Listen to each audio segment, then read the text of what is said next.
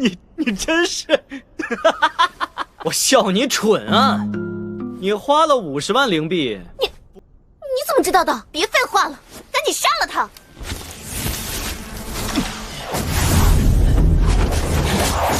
能把你耗死！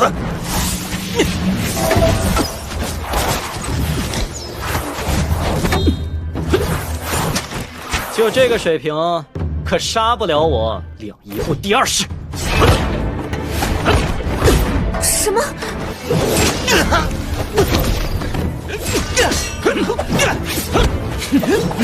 好，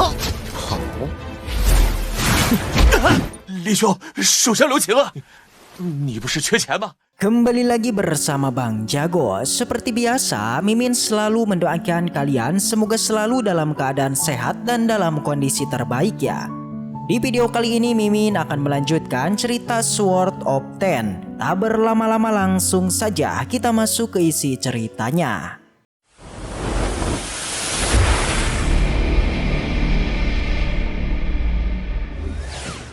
Cerita dilanjutkan yang masih berlatar di pedalaman hutan. Di sana masih diceritakan mengenai Lintian yang kini terpenjara di dalam gua akibat telah ditipu oleh seorang praktisi yang sebelumnya mengajak Lintian untuk pergi berburu. Namun ternyata praktisi ini merupakan suruhan sang mantan yang memiliki niatan untuk membunuh Lintian. Kemunculan dari sang mantan awalnya Lintian cukuplah kaget. Lintian terlihat sangat khawatir dan ketakutan karena dirinya tak menyangka mengenai sang mantan yang tega mengurung dirinya. 你想对我做什么？ Lintian menanyakan kepada mantannya apa yang sebenarnya yang akan ia lakukan. Tentu dengan wajah pede dan gembira, sang mantan menjawab pertanyaan itu dengan mengatakan kalau dia bakalan membunuh Lintian. Tapi ternyata Lintian tiba-tiba tertawa keras karena nyatanya Lintian ini sedang berpura-pura untuk merasa ketakutan. Sontak melihat hal itu sang mantan menjadi kebingungan tentang apa yang sebenarnya ditertawakan Lintian. Dia menanyakan kepada Lintian tentang apa yang ia tertawakan.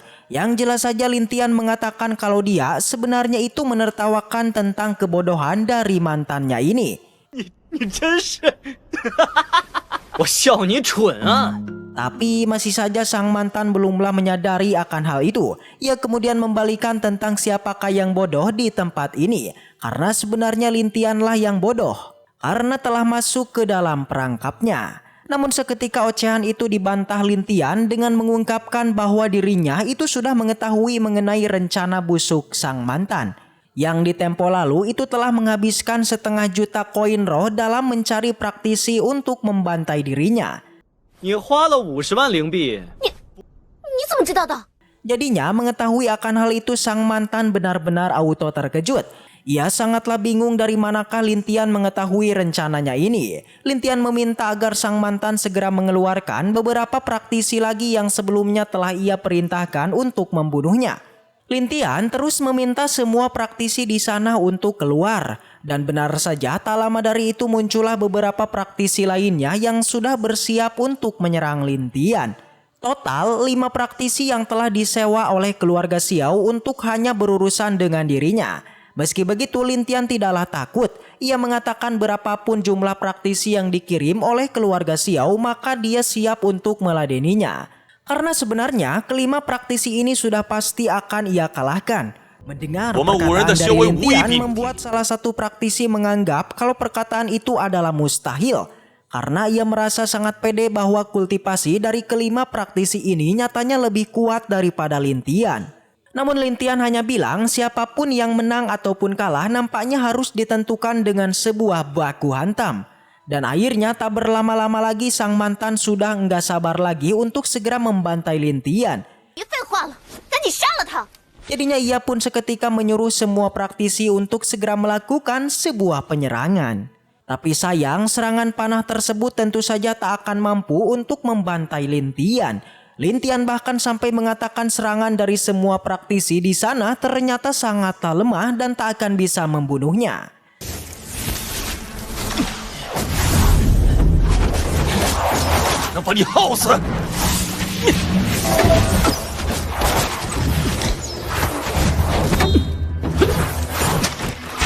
这个水平可杀不了我。 Sontak saja semua praktisi auto kesal, mereka merasa bahwa Lintian telah meremehkan kekuatan mereka. Jadinya semua praktisi pun kembali melakukan sebuah serangan. Sampai detik ini guys, Lintian benar-benar sangatlah kuat. Yang mana semua serangan dari kelima praktisi nyatanya mampu dia hindari. Bahkan selain itu Lintian benar-benar melakukan sebuah lompatan yang membuat semua orang yang melihatnya menjadi begitu ngeri. Sang mantan sangat terkejut melihat Lintian yang ternyata mampu melompat dengan jarak yang cukup tinggi. Tapi seketika mereka tertawa dikala Lintian akhirnya turun kembali ke dalam gua. Mereka meremehkan Lintian yang mencoba melarikan diri dengan cara melompat yang jelaslah tidak mungkin. Tapi ternyata guys, lompatan Lintian tadi sebenarnya tidaklah gagal, melainkan itu adalah untuk mengukur seberapa tinggi dari gua tersebut. Lintian lalu mencoba kembali untuk melakukan lompatan yang kali ini menggunakan bentuk kedua dari teknik asasinnya. 两仪后第20。 什么？ Alhasil lompatan tersebut membuat Lintian berhasil keluar dari gua di sana. Selain itu, sekembalinya Lintian ke atas gua, ia juga sempat melancarkan serangan yang mampu membantai salah satu praktisi di sana. Setelah itu, Lintian meminta agar semua praktisi ini segera mengeluarkan semua trik mereka. Meski begitu, mereka semua masihlah merasa pede dan meminta Lintian agar tidak cepat puas diri karena barusan telah membantai salah satu dari mereka. Di sana Lintian mengajak semua praktisi untuk mengikutinya melakukan sebuah baku hantam. 有胆，你们就跟我来。 Alhasil satu dari mereka kembali terbantai yang kini tersisa tinggal 3 praktisi lagi. Sang mantan merasa terkejut kok Lintian ini sangat kuat ya. Ketiga praktisi tersisa mulai kembali melakukan serangan. Namun semua orang harus menyadari bahwa kekuatan Lintian ini sangatlah kuat. Hingga akhirnya 2 dari mereka kembali pindah alam yang kini menyisakan tinggal Yan Wenzhou.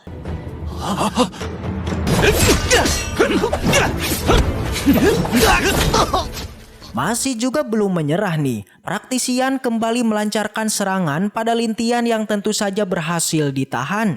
Tapi nyatanya serangan tersebut hanyalah sebuah peralihan agar Yan Wenzhou ini bisa kabur melarikan diri. Lintian jelas tidak akan membiarkannya pergi, dengan teknik asasinnya ia pun mampu mengejarnya.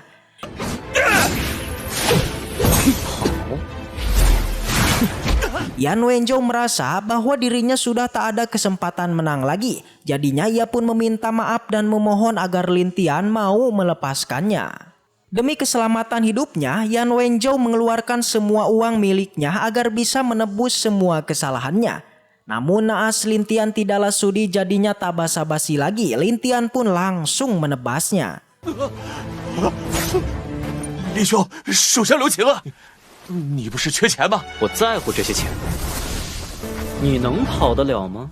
这些钱都给你，只求你放过我。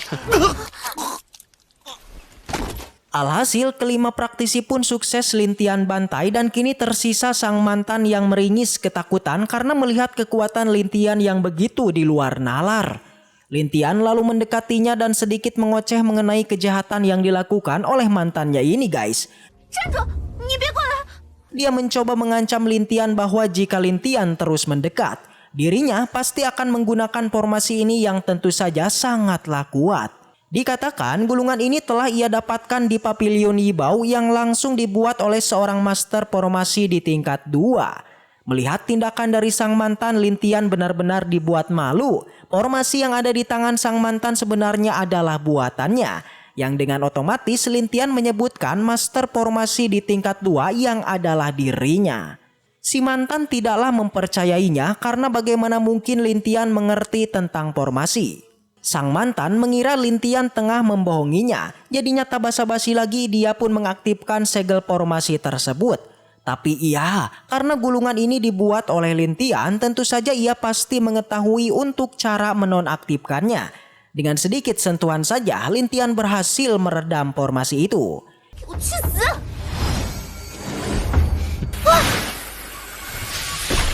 Dan di sana sang mantan pun menyadari bahwa ternyata omongan Lintian tadi ternyata benar. Gulungan yang dia bawa sebenarnya adalah formasi yang telah dibuat oleh Lintian. Pada saat ini sang mantan meminta Lintian untuk memaafkannya dan membiarkan untuk pergi dari sini. Tapi jelas hati yang tersakiti tentu saja tak mungkin untuk diperbaiki. Waduh. Sebelum mengirimnya ke alam lain, Lintian terlebih dulu mengatakan beberapa hal sampai akhirnya ia pun menusuknya. 不要废了我好不好？很多年以前，和你的记忆都是美好。我真的可以的，天哥哥，我真是让我恶心。 Sebelum kembali, Lintian terlebih dulu mengambil semua senjata milik para praktisi di sana. Singkat cerita, Lintian pun kembali ke kota dan kini ia juga melakukan sebuah penyamaran. Lintian memasuki Paviliun Harta dan meminta untuk segera bertemu dengan Tuan Pusi. Dia berniat menjual semua senjata yang tadi ia dapatkan. 好弟弟， Tapi sebelum kedatangan Tuan Pusi, Lintian didatangi oleh nona besar dari Paviliun Harta. Lintian terus saja menghindarinya karena ia tahu bahwa nona besar ini sebenarnya hanyalah menyukai kekuatannya saja. 小姐，注意形象。 Akhirnya setelah lama menunggu, Tuan Pusi pun tiba. Dia meminta agar nona besar segera membayar semua barang yang telah dia jual. Kemudian setelah itu Tuan Pusi lalu mengeluarkan sebuah harta yang sangat langka. 你先看看东西再走吧，想必弟弟会感兴趣。 Lintian tentu kebingungan dengan harta tersebut. Tuan Pusi mengatakan harta ini bernama cincin batu yang memiliki fungsi yang ajaib. Yakni cincin ini semacam ruangan hampa yang bisa menyimpan semua benda. Sontak saja Lintian sangat antusias dan ingin sekali memilikinya. Tapi setelah mendengar harga dari harta ini yang adalah 700.000 batu roh, Lintian menjadi murung karena uang yang dimilikinya hanyalah 500.000 batu roh. 70万，如何？可是我这里只有50万。 Lintian awalnya menolak harta tersebut dikarenakan uangnya kurang. Tapi si teteh ini tetap kekeh Lintian harus membelinya meskipun uang Lintian kurang. Di mana si teteh mengatakan mengenai sisa pembayarannya, Lintian hanya perlu membuatkan beberapa pola formasi untuk dijual di Paviliun Harta. Alhasil kesepakatan pun terjadi dan Lintian pun langsung pergi dari tempat tersebut. Di perjalanan Lintian kemudian mencoba cincin batu ini. Dan ternyata memanglah benar, cincin ini mampu menyimpan semua barang ke dalamnya. 这东西确实好用。 Dan kini karena ceritanya sudah usai, maka seperti biasa langsung aja kita masuk pada spoiler episode selanjutnya. Pada cuplikan episode selanjutnya diperlihatkan Lintian yang menuju pada kediaman keluarga Qin. Awalnya penjaga di sana tidak membiarkannya masuk. Tapi setelah mengeluarkan token miliknya, akhirnya sang penjaga pun mengizinkan Lintian memasukinya. Entah apa yang terjadi guys, tiba-tiba saja patriark keluarga Qin menjadi sangat kaget bukan kepalang. Ya tentu saja patriark keluarga sangatlah tidak menyangka bahwa Lintian masihlah hidup. Singkat cerita mereka kemudian langsung bersepakat mengambil semua harta keluarga Lintian yang telah dibegal oleh keluarga Xiao. Patriark keluarga Qin beserta Lintian lalu menuju pada kediaman keluarga Xiao dan meminta hartanya kembali. Tapi kembali apa yang sebenarnya terjadi? Tiba-tiba Lintian beserta Xiao Xi merasakan rasa sakit yang sama persis. Lalu apakah itu guys? Kemungkinan ini semacam teknik rahasia dari mereka. Dan karena cuplikannya hanya sampai di situ, jadi Mimin sudahi aja untuk video kali ini ya. Baiklah, mungkin segitu aja untuk pembahasan kali ini.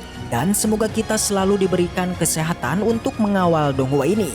Dan sampai jumpa di video selanjutnya. See you again next time and seperti biasa, salam para jagoan.